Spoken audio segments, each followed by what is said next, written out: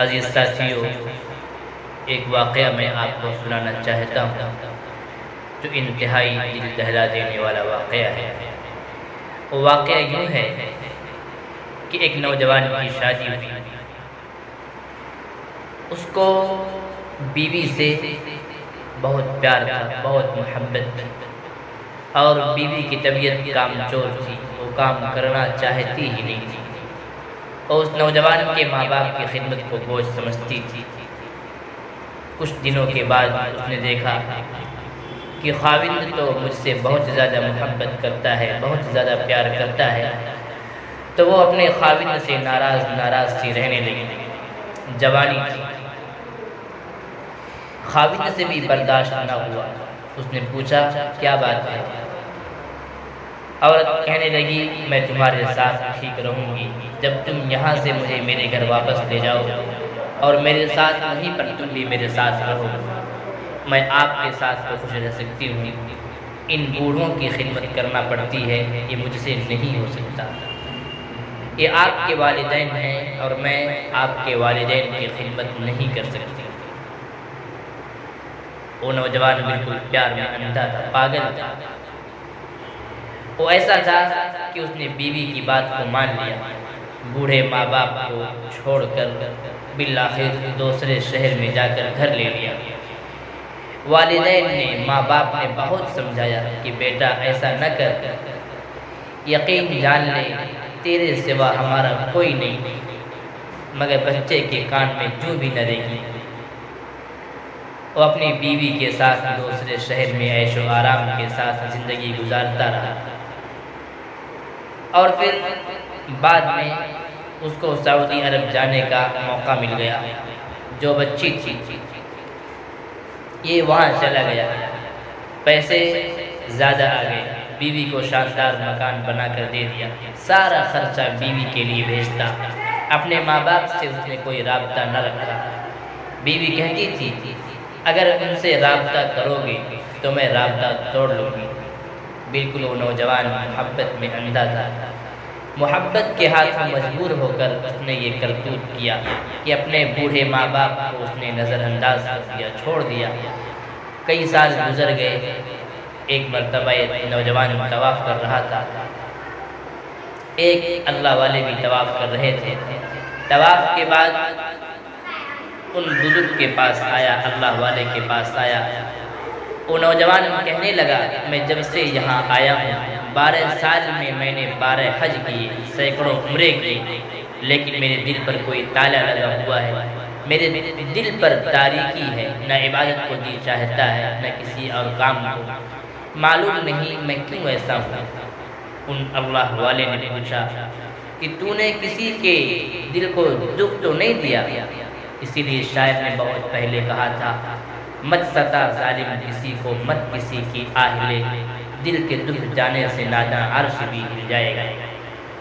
تب اس کو ماں باپ کی یاد آئی، کہنے لگا ہاں میں بوڑھے ماں باپ کو چھوڑ کر یہاں آیا، اور میں سمجھا کہ میرے حج اور عمرے سے وہ سارا گناہ دھل جائے گا، میں پاک و صاف ہو جاؤں گا۔ ان اللہ والے نے فرمایا کہ حج کرنے کی مزید ضرورت نہیں، جاؤ اور اپنے ماں باپ سے پہلے معافی مانگو۔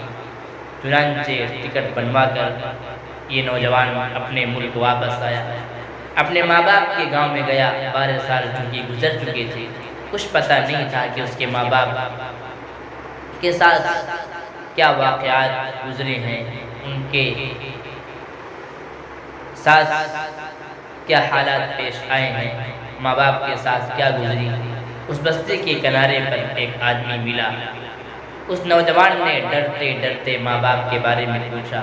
اس نے ان کو نہ پہچانا اور یہ بتایا کہ ان کا ایک جوان بیٹا تھا جو ان کو چھوڑ کر بیوی کے لیے چلا گیا۔ وہ میاں بیوی بوڑھے تھے، بہت تنگی کی زندگی انہوں نے گزاری۔ بالآخر ایک وقت آیا کہ خاوند بھی فوت ہو گیا، اب ماں اکیلی تنہا رہ گئی ہے۔ وہ بیچاری گھر میں اکیلی، پڑوسیوں نے ترس کھایا تو انہوں نے روٹی بھیج دی، نہ بھیجی تو اس نے اللہ کا شکر ادا کر لیا، صبر کر لیا۔ پھر اس عورت کو فالج ہو گیا۔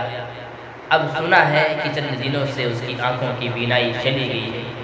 بڑھاپے کی وجہ سے نابینا ہو چکی ہے، فالج زدہ ہے، لیکن پتہ نہیں کوئی بات ہے کہ اکثر دعائیں مانگتی رہتی ہے اور کسی کو یاد کرتی رہتی ہے۔ یہ اپنے گھر میں گیا، دروازہ کھول کر دیکھا، ماں بستر پر لیٹی ہوئی تھی، ہڈیوں کا ڈھانچہ بن چکی تھی۔ سوچ رہا تھا میں نے ماں کو اتنا ستایا، یہ مجھے کہے کہ دفع ہو جاؤ، میں تمہیں کبھی معاف نہیں کر سکتی۔ لیکن جب اس کے پاؤں کی آہٹ ماں نے سنی تو پوچھنے لگی کون ہے؟ اس نے بتایا میں آپ کا بیٹا ہوں۔ ماں کی آنکھوں سے آنسو آ گئے، بیٹے تو نے بہت انتظار کروایا، میں تیرا بہت دنوں سے انتظار کر رہی تھی، 12 سال سے میں انتظار کر رہی تھی کہ ضرور میرا بیٹا ایک نہ ایک دن ضرور اس گھر میں آئے گا۔ میں اس گھر میں اکیلی مصیبتوں کی ماری لیٹی ہوئی ہوں، دل کی آخری تمنا تھی، دل کی آخری آرزو تھی کہ کاش میرا بیٹا آ جاتا۔ میں تمہاری شکل نہیں دیکھ سکتی چونکہ میری بینائی ختم ہو چکی ہے، میری بینائی جا چکی ہے، تمہاری آواز تو سن سکتی ہوں۔ میرے بیٹے تو نے یہاں آتے آتے بہت دیر کر دی، بیٹے تمہارا چہرہ کہاں ہے؟ مجھے ہاتھ لگانے دو، بیٹے قریب آؤ، میرے سینے سے لگ جاؤ۔ یہ ماں کی محبت ہوتی ہے کہ اتنے دکھ برداشت کرنے کے باوجود بھی وہ صرف بیٹے کے گھر آ جانے سے خوش ہو جاتی ہے۔ ایک بات سمجھنے کی ہے، کہیں آپ اس کا مفہوم الٹا نہ سمجھ لیں۔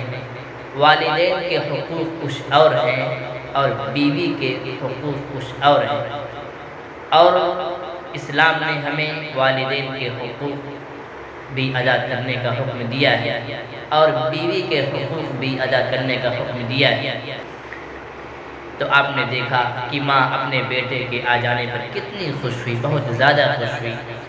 تو جس طریقے سے ماں اپنے بیٹے کے گھر آ جانے پر خوش ہو جاتی ہے، سب کچھ معاف کر دیتی ہے، اللہ رب العزت بھی اپنے بندے کے اپنے در پر آ جانے سے خوش ہو جاتے ہیں اور بندوں کے گناہوں کو معاف فرما دیتے ہیں۔ اللہ تعالی ہمیں صحیح معنوں میں والدین کی قدر کرنے کی توفیق نصیب فرمائے۔